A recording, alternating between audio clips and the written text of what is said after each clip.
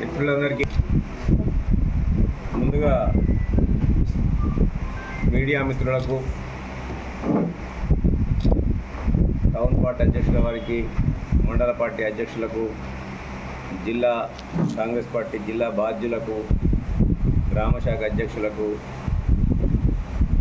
మా ప్రజాప్రతినిధులకు, అలాగే కాంగ్రెస్ పార్టీ కుటుంబ సభ్యులందరూ కూడా నిన్న జరిగిన ఎలక్షన్లో శక్తివంచన లేకుండా తమ ప్రయత్నాన్ని కొనసాగించి పార్టీ యొక్క గెలుపుకు కృషి చేసిన ప్రతి ఒక్కరికి, దాంతోపాటు అధికార యంత్రాంగానికి, పోలీస్ సిబ్బందికి కానివ్వండి, రెవెన్యూ సిబ్బందికి కానివ్వండి, మున్సిపల్ సిబ్బందికి కానివ్వండి, గ్రామ పంచాయతీ సిబ్బందికి, పోలింగ్లో పాల్గొన్న పోలింగ్ సిబ్బందికి అందరు కూడా కాంగ్రెస్ పార్టీ తరఫున వారందరికీ కూడా కృతజ్ఞతలు, ధన్యవాదాలు తెలియజేస్తున్నాం. ఇలా ఎన్నో అష్ట కష్టాలకు, ఇంత మండుటెండలో కూడా వారందరూ కూడా చాలా కష్టపడి భారతదేశ చరిత్రలో ఏదైతే ప్రజాస్వామ్యానికి ఆయుపట్టుగా ఆలవాలంగా ఉన్న పార్లమెంటరీ ఎన్నికల్లో వారందరూ కూడా భాగస్వాములు అయినందుకు వారికి మరొకసారి కూడా కృతజ్ఞతలు తెలియజేస్తూ, బాధాకరమైన విషయం ఏంటంటే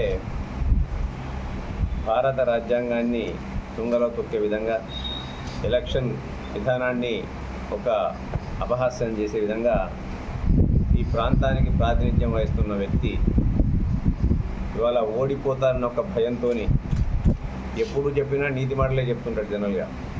నేను మందు పంచను, పైసలు పంచను అని చెప్పి మీ అందరికి కూడా తెలుసు. మీ కళ్ళ ముందర కదలాడిన సత్యం అది. వాళ్ళ సిరిసిల్ల నియోజకవర్గంలో తను కానీ తన యొక్క అనుచర గణం కానీ చేసిన అరాచకాలకు ఇవాళ ప్రజలందరూ కూడా ఎదురొడ్డి మొన్నటిదాకా అంటే అధికారంలో ఉన్నాడు కాబట్టి నయాన్నో భయాన్నో తన దగ్గర ఉన్న అన్ని శక్తియుక్తులను, ఇక్కడ ఉన్న నేతలకు రావాల్సిన బకాయిలను ఉపయోగించో, లేకుంటే అధికార గణాన్ని ఉపయోగించో మొన్నటి ఎలక్షన్లోనే సాగు తప్పి కన్నులు ఉట్టపోయినట్టు బయటపడ్డాడు. ఎంతో గాంభీర్యాలు పలికిండు. నా చెప్పును పెట్టిన గద్ద, నేను మద్యం పంచా, పైసలు పంచా, నేను పోలీసు వాళ్ళని వాడుకోనని చెప్పి వాటన్నింటిని కూడా తుంగలో తొక్కి నీతి బీరకాయ మాటలు చెప్పి ఇవాళ వాటన్నింటిని కూడా మొన్న ఉపయోగించుకుంటే అటో ఇటో చావు తప్పి కన్ను బయటపడ్డాడు. నిన్నటి జరిగిన ఎలక్షన్లలో ఇక నా స్థానం, రాజకీయ ప్రస్థానం ముగిసినట్టే. ఇక సిరిసిల్ల ప్రజలు నన్ను చీత్కరిస్తున్నట్టున్నారు.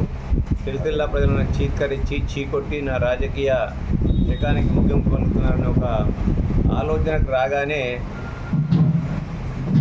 సభ్య సమాజం ఏమనుకుంటుందో, ప్రజాస్వామ్యం ఏమనుకుంటుందో అన్న ఒక ఇంగిత జ్ఞానాన్ని కూడా మర్చిపోయి ఇవాళ ఏ విధంగా డబ్బులు విచ్చలవిడిగా పంచిండో మీ అందరికి కూడా తెలిసి, ఇవాళ సిరిసిల్ల నియోజకవర్గం అంతా కూడా కోడై కూస్తుంది. ఇవాళ ఓటర్లే స్వయంగా చెప్పారు, నాకే చెప్పారు చాలా చోట్లల్లో, ఓటుకు మాకు 500 ఇచ్చిండ్రు, కారు గుర్తోళ్ళు కారు కొట్టేయమని చెప్పారు.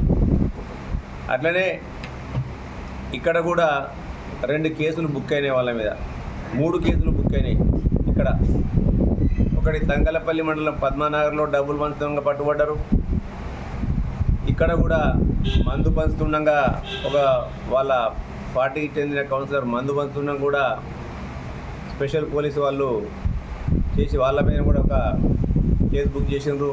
అంతేకాకుండా మాకు వచ్చిన ఆధారానికి అనుగుణంగా మేము కూడా కంప్లైంట్ ఇవ్వడం జరిగింది. దానిపైన కూడా ఇంచుమించు కేసు బుక్ చేస్తారని అధికారులు చెప్పడం జరిగింది. ఇందులో ఒక వార్డులో నాకు పోయింది అది. ఇందులో ఒక వార్డులో వారు డబ్బులు విచ్చలవిడిగా బూతులకు పోతుంటే ఓటర్లకు ఇస్తున్నది కూడా మనకు వీడియోలో పట్టుబడ్డది. వాళ్ళ ఆ వీడియోను మేము రిటర్నింగ్ ఆఫీసర్ గారికి సబ్మిట్ చేయడం జరిగింది. అది రిటర్నింగ్ ఆఫీసర్ గారు తగిన చర్యల నిమిత్తం పోలీస్ శాఖకు కూడా రాయడం జరిగింది. అది తప్పకుండా చట్టరీత్యా వారిపైన కూడా చర్యలు తీసుకుంటారు. ఇలా కేటీఆర్ గారు సమాధానం చెప్పాలి. సిరిసిల్లను నిజంగానే నీవు అభివృద్ధి చేసినట్టయితే ఇటువంటి దిగజారుడు రాజకీయాలను నువ్వు ఎందుకు పాల్పడ్డావు? నువ్వు చెప్పిందంతా కూడా డొల్లనే కదా, నీ మాటల్లో నిజాలు లేవని తేటతెల్లమైంది కదా. నీవు చేసిన అభివృద్ధి మీద నీకు నమ్మకం ఉన్నట్టయితే, నువ్వు చేసిన మంచి పనులపైన నీకు నమ్మకం ఉన్నట్టయితే నువ్వు ఓటర్లని తప్పకుండా గుర్తించే వాళ్ళని వెళ్ళాల. ప్రజాస్వామ్యం అపహాస్యం అయ్యే విధంగా ఇలా దిగజారుడు రాజకీయాలపై ఇలా నువ్వు దిగజారి డబ్బులు పంచడం అనేది క్షమించరాని నేరం. ఇవాళ నీ ఎలక్షన్లప్పుడు నువ్వు పంచుకున్నావు. ఇలా ఈ ఎలక్షన్లో కూడా ఎక్కడన్నా పట్టు కోల్పోతున్నావు, 3వ స్థానానికి పోతున్నావు అని భయపడి ఇవాళ బెంబేలెత్తి డబ్బులు పంచుకున్నావు. ఇవాళ ఇప్పటికైనా నీకు ప్రజాస్వామ్యం మీద నమ్మకం ఉన్నట్టయితే కేటీఆర్ గారిని, ఇదంతా కూడా జగమేరిన సత్యం, నగ్న సత్యం. ఎవరు అడిగినా సిరిసిల్ల నియోజకవర్గంలో కరీంనగర్ పార్లమెంటరీ కాన్స్టిట్యున్సీలోని 7 నియోజకవర్గాల్లో కూడా 6 నియోజకవర్గాల్లో ఎక్కడ కూడా ఇది జరగలే. ఎవరు కూడా మాకు డబ్బులు వచ్చిన బీఆర్ఎస్లు పంపినని కానీ, కాంగ్రెస్ వాళ్ళు పంపినని కానీ, ఇవాళ బీఆర్ఎస్లు పంపినని కానీ ఎక్కడ ఎవరు అనలే. కానీ సిరిసిల్ల నియోజకవర్గంలో మాత్రం ప్రతి ఒక్కరు పత్రికా సోదరులు చెప్పిండ్రు, పత్రికా సోదరులకు తెలుసు, అధికారులకు తెలుసు, ఓటర్లే స్వయంగా చెప్పిండ్రు. దానికి 2-3 ఎవిడెన్స్లు మా ఉండే కేసులు కూడా బుక్ అయినాయి కదా.